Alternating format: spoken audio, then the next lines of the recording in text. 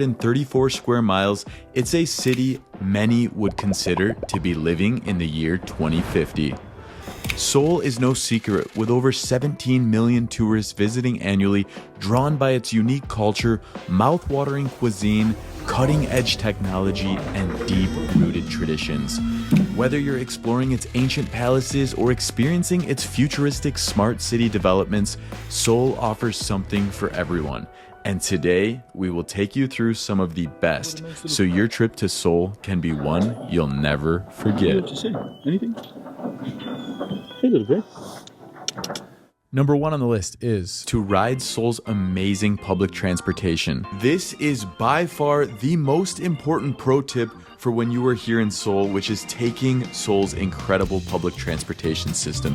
This will save you from hours of time waiting in bumper-to-bumper traffic if you were to take an Uber or taxi.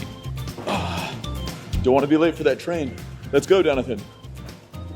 You can either pay in cash at one of these machines or grab yourself a T-Money card and you'll have seamless travel. There it is.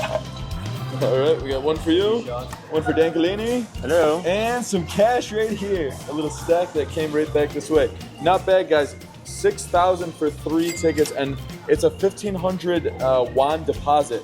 So you'll actually get 1,500 back when we return them. With color-coded lines, English signage, and ultra-clean stations, it's very much stress-free even for a first-time rider. All right, and we're all aboard. Welcome to the Korean Metro. Even if you're not a fan of public transport, knowing how to use the Seoul subway is a game changer. It's safe, efficient, and a lot of the times it can actually be faster than sitting in traffic in your Uber or taxi. I would say when it comes to me, I mean, it's overall the public transportation in Korea, it's super clean, it's efficient, fast, and most things are in English, like for example, the ticket terminals. So after a day or two, you can get used to the subways or the metros. But because it's our first time using it, we had to ask for some directions. But it's a very simple and straightforward system. It smells clean, you don't feel sketchy at all. Overall, it's very fast and efficient. I love it. Trust me, I'm telling you, there were times when our Uber got stuck so badly in Seoul traffic that we actually got out of the Uber early and grabbed the subway, and it got us there faster. And we have made it. Look at this rush. So if you want to get around without delays, this is the way to go from one side of the city to the other. All right, so when you get out, you just put your card right back in there. And let's take the cash. Poke over. Got ourselves a little 500 spot. YOLO!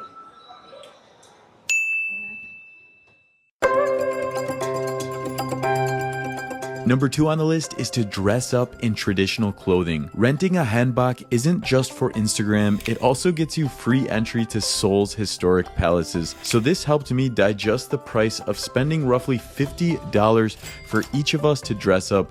However, you can find other shops that offer lower end style outfits for a little less money. Anyways, walking through the streets in full traditional attire felt like stepping back in time, and it also added a special component of connection. Strangers are definitely going to compliment you or simply want to take photos, and you'll feel like royalty for the day. I feel so imperial, like I have a meeting coming up. My cousin, the Don Rob, and I stood out just a bit as we were looking fresh in our handbox while cruising around on scooters. Just having a good time out here.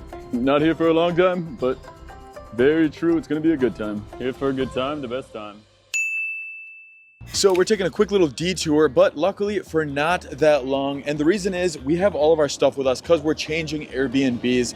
And normally that would really hold us back with check-in not being for another 4 hours, on top of it being on the other side of the city. So great news is we were able to hop on the Bounce app, check in to store 2 bags and our backpacks on the other side of the city while we're exploring this area. And then later on this evening, we will grab our bags from the location and head over to the hotel. So this is short-term luggage storage. Bounce has over 15,000 store locations and growing in over 100 cities. And so as you can imagine, it is a traveler's dream to get more of your time back. Let's go check in. So as soon as you hop on the app, you can just find the closest store location.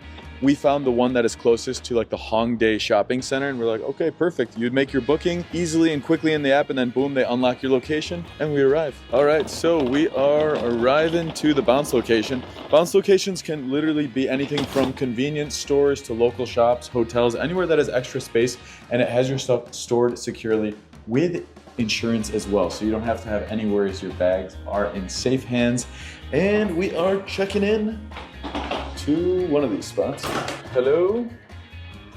Hey, how are you, brother? We are gonna put this right over here. We got a cool little storage space here.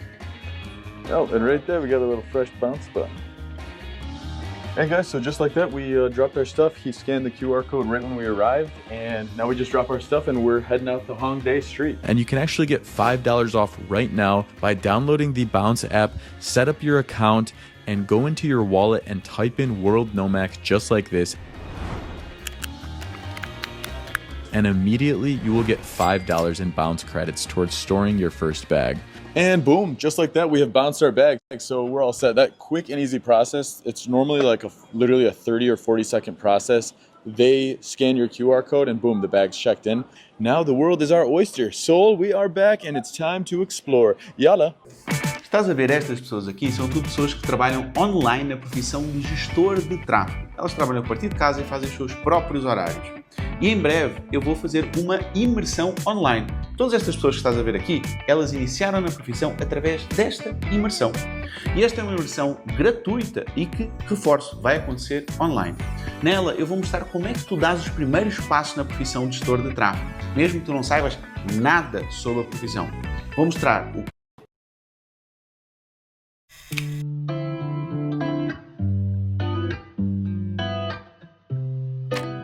Number 3 on the list is to visit the Bukchon Hanok traditional village. Officially welcome to Bukchon here in Seoul. We're gonna see a much more traditional side of the city, which is cool, especially knowing how much of a technologically advanced city this is.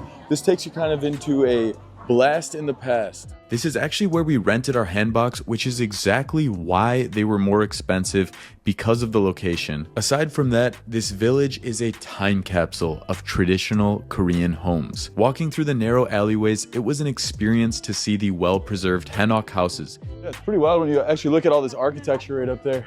Stunning. How it is, just beautiful wooden style traditional living. Oh, we're seeing a lot of it. A wild contrast to the modern skyscrapers that you can see when you walk to the ends of the neighborhood. I really appreciated the quiet charm of the village.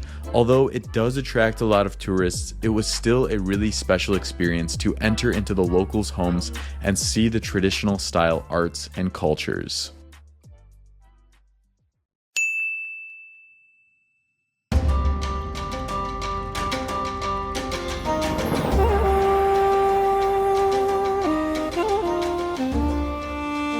Number 4 on the list is to visit the Gyeongbokgung Palace.